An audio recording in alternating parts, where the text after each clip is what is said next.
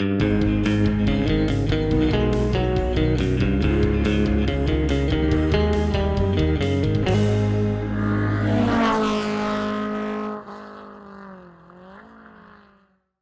everybody, it's Charlie from Daily Motor. We're out here doing some awesome two-tracking. Got Nathan from Daily Motor piloting the Honda Talon that you'll see in other videos. We'll link to that. We're doing another video on that one, driving it through these awesome Michigan wilderness trails. But we've also got this Chevy Colorado ZR2.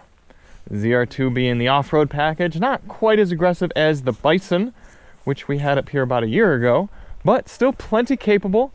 Looking pretty good here in 2020.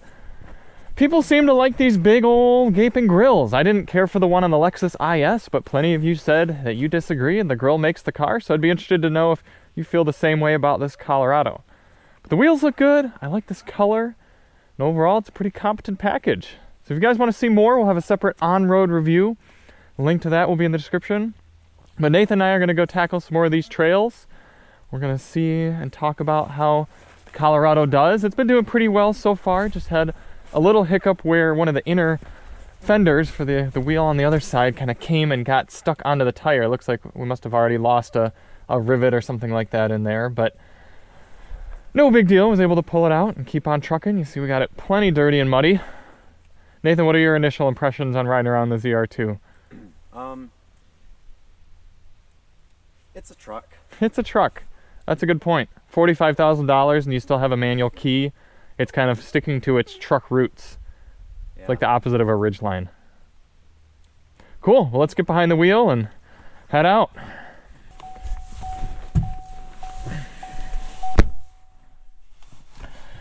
Good old classic Chevy interior. Using our normal key, like I said. Toss it in. Now this is featuring the most powerful V6 motor, 3.6 liter, making 308 horsepower and 275 pound-feet of torque. And as I said, that Bison that I had last year had the diesel, which was definitely good for grunting around off-road, but this is just a generally more usable powertrain. We've been doing towing with it. We'll talk about that in the on-road review. Actually turn the traction and stability control off real quick so we can whip around this corner. There we go, ESC off. Make sure no one's coming. Oh, forgot we're in four-wheel drive. I'm just going to turn off four-wheel drive for now.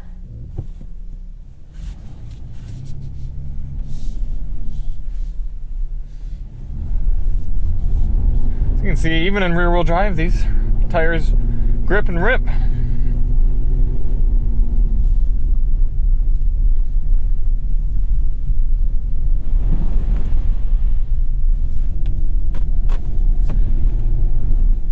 Now, the ZR2 allows you to drive this truck around daily. It's really not too loud on the road or anything. I was actually kind of impressed these tires weren't worse than they are.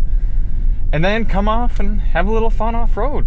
You got the ground clearance to not really worry about, having a little extra fun, tossing it around, going through some puddles, going over some logs. Suspension's a bit firm, but it's confidence inspiring. It's handling this trail like a champ. We're just gonna hit these mud sections in rear wheel drive and see what happens. Ooh!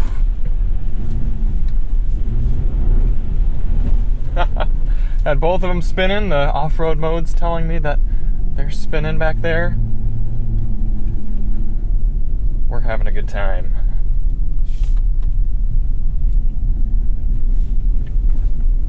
This is not a particularly smooth section. I mean, this is very much in the middle of the woods two-track. You can hear there aren't any bad loud clunks. Nothing sounds disconcerting. I kind of babied it starting out yesterday throughout this weekend, but now I just feel like I can drive along and be confident in the ZR2's abilities.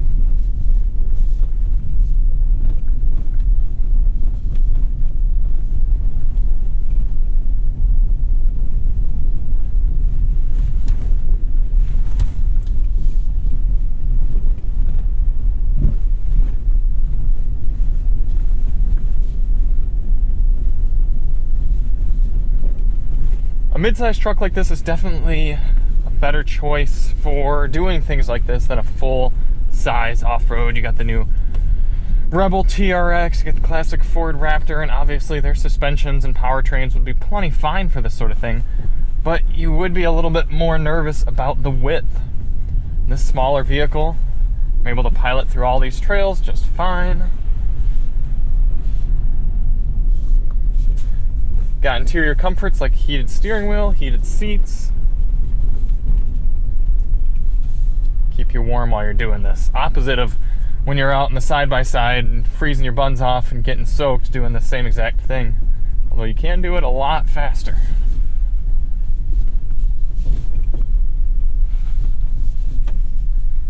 There's a pretty big drop right there. How do we want to hit that? Let's go right side. There we are. Now, none of this is exactly Rubicon Trail levels of challenge, but it's still cool to sort of flex the ZR2's abilities a little bit.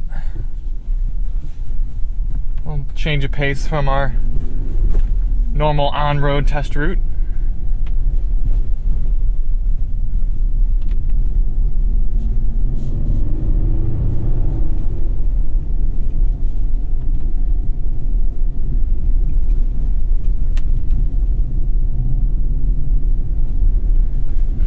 More of an open section now, doing about 30 miles per hour over these bumps.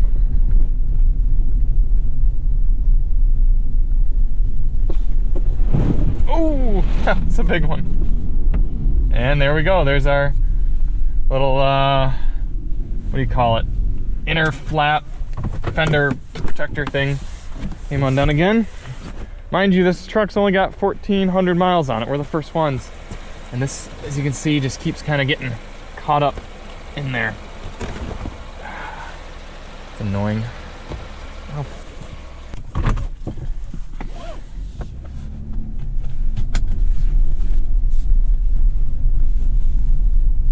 I'd like to hit this puddle full tilt, but I don't want to screw up that fender again. Woohoo! We're actually close to...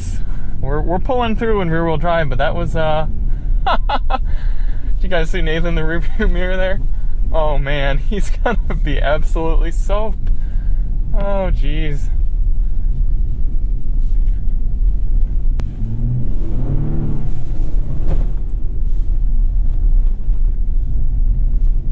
Alright, let's get a big splash on the right side now. I'll try to keep that left side a little protected.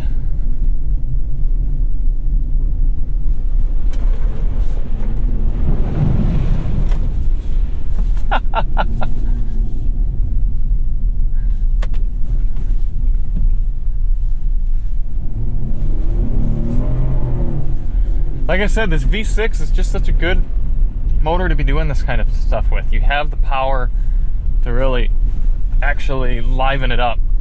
The diesel's strong, but you're not exactly going to have any high-speed antics with it. Here's a good opportunity to demonstrate the hill descent control. Not that we necessarily need it in this situation, but let's see how it works. Just press the button there and then let your foot off the brake. We're at a 10 degree, now an 11 degree grade now.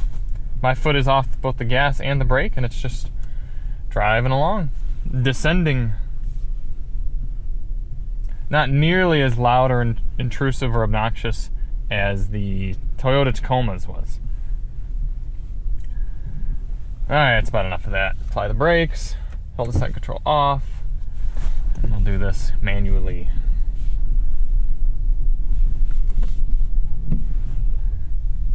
This is a big drop right here. Thank goodness for ground clearance on the Colorado. Oof. Again, all this has been done in two-wheel drive mode, so obviously with four-wheel drive it would be even more capable, and there will be a section of the trail up here where we'll turn on the four-wheel drive. Pretty rocky section, a little bit of sideways undulation. We got up to 15 degrees right there. That's pretty good. Let's see if we can get 15 the other way.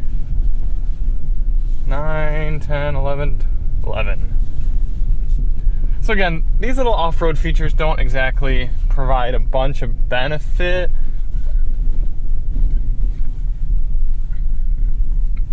It is kind of nice to be able to see which wheels are spinning, but other than that, I mean, it's kind of just like, can I make it or can I not? Here we'll switch into four-wheel drive, high. There's also a four-wheel drive auto and four-wheel drive low modes. Okay, shift is complete.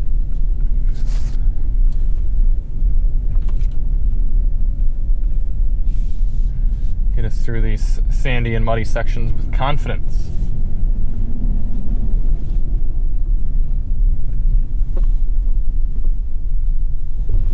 This section, I think I'm actually going to straddle.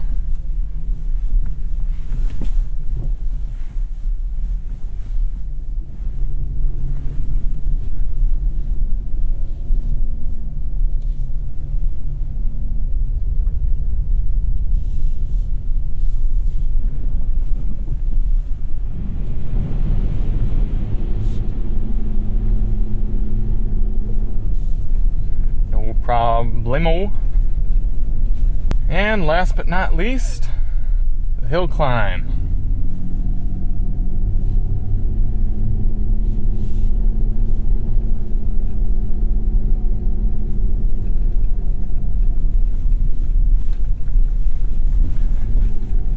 Let's see, we got 10 degrees, 12 I see. Really, I suppose I could have put it into low mode, shifted it down manually, but even in drive, piece of cake. Nathan's well ahead of us here in the Talon. So, Colorado ZR2, pretty capable beast. Probably not a big surprise to most people, but still fun to take it out and flex what a truck like this is able to do.